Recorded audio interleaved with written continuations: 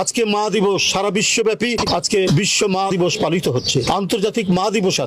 আজকের এই দিনে সারা বাংলাদেশের মানুষ অনুভব করছে তাদের মা আজ বন্দী। যে মা আজকে বাইরে থাকলে মানুষের অধিকারের জন্য, গণতন্ত্র ফেরানোর জন্য আজকে মানুষ যে দুঃখ কষ্টের মধ্যে জীবন যাপন করছে, অনাহারে অর্ধাহারে যেভাবে জীবন যাপন করছে, তার জন্য তিনি সোচ্চার হতেন, তার জন্য তিনি সংগ্রাম করতেন। আমরা গণতন্ত্র হারা, আমরা ভাষা হারা, আমরা আমাদের কথা নির্বিঘ্নে নির্ভয়ে বলতে পারি না। তো এগুলো আমাদের অর্জনের জন্য আল্লাহ তাআলার কাছে তারা মুনাজাত করেছে। আপনারা জানেন যে গতকাল ওবায়দুল কাদের সাহেব, আওয়ামী লীগের সেতু মন্ত্রী, তিনি বলেছেন আমরা কারো দাসত্ব করি না, আমরা জনগণের সমর্থনে রয়েছি। আপনি কি নিজের দিকে তাকিয়ে কথাটা বলছেন ওবায়দুল কাদের সাহেব? আপনারা কার দাসত্ব করেন সেটা তো আপনারা নিজের মুখেই বলেছেন, এটা তো আর নতুন করে বলার কিছু লাগে না। আপনারা বলেছেন যে বাইরের কেউ থাকুক না থাকুক, কেউ সমর্থন দিক না দিক, অত্যন্ত দৃঢ়ভাবে পার্শ্ববর্তী দেশ ভারত আপনাদের সাথে ছিল, এটা একাধিকবার আপনারা বলেছেন এবং অত্যন্ত গর্বের সাথে বলেছেন। তো সুতরাং আপনাদের এদেশের জনগণ লাগে না। আপনি বলছেন যে জনগণের সমর্থনে রয়েছেন, কিন্তু আপনাদের তো জনগণ লাগে না। আপনাদের ঘাড়ের উপর আমরা জানি যে আরব্য রজনীর সেই জিনের মতো, ভূতের মতো আপনাদের ঘাড়ে যারা বসে আছে তারাই আপনাদেরকে নির্দেশনা দিচ্ছেন।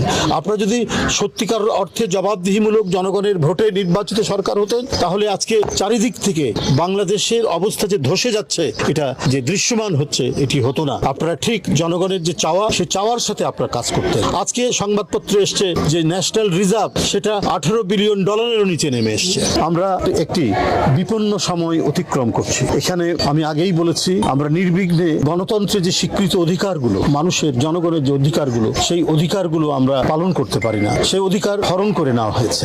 এই দেশ কে চালায়, এই দেশ কারা চালাচ্ছে, এটাও আমরা ঠিকমতো আমরা বুঝতে পারি না। এখন যে প্রয়োজনীয় যে খাবার, সেই খাবারটা কেনার, যেগুলো আমাদের আমদানি করতে হয়, সেটা করারও আর সক্ষমতা নেই। পাশাপাশি যত লোন নেওয়া হয়েছে দেশ এবং বিদেশ থেকে, তার জন্য শুধু ইন্টারেস্ট দিতে হবে 1 লক্ষ কোটি টাকা। আজ থেকে 5 বছর আগে ছিল 55,000 কোটি টাকা, সেই জায়গায় এখন 1 লক্ষ কোটি টাকার বেশি এখন ইন্টারেস্ট রেট দিতে হবে। এখন এই টাকা পরিশোধ করবেন না জনগণের উন্নয়নে এবং জনগণের জন্য যে সমস্ত তাদের উন্নয়নে যে কাজগুলো করা দরকার, তাদের সোশ্যাল সেফটি নেট থেকে শুরু করে যে কাজগুলো করা দরকার, সেগুলো করবেন, সেগুলো করতে পারবেন না। বিশ্ব মা দিবসে আমরা তার আশু সুস্থতা কামনা করছি এবং তার মুক্তির জোরালো আহ্বান জানাচ্ছি এবং তার উন্নত চিকিৎসার জন্য বিদেশে প্রেরণের জোর দাবি জানাচ্ছি। পাশাপাশি আরেকজন নেতা, দেশনায়ক তারেক রহমান, আজকে তাকে নানাভাবে নিপীড়ন, নির্যাতন, তাদের আন্দোলনের ফসল মঈনুদ্দিন ফখরুদ্দিন শারীরিক অত্যাচার সবকিছু বহন করে সারা দেশে তিনি গণতন্ত্রের প্রতীকে পরিণত হয়েছেন।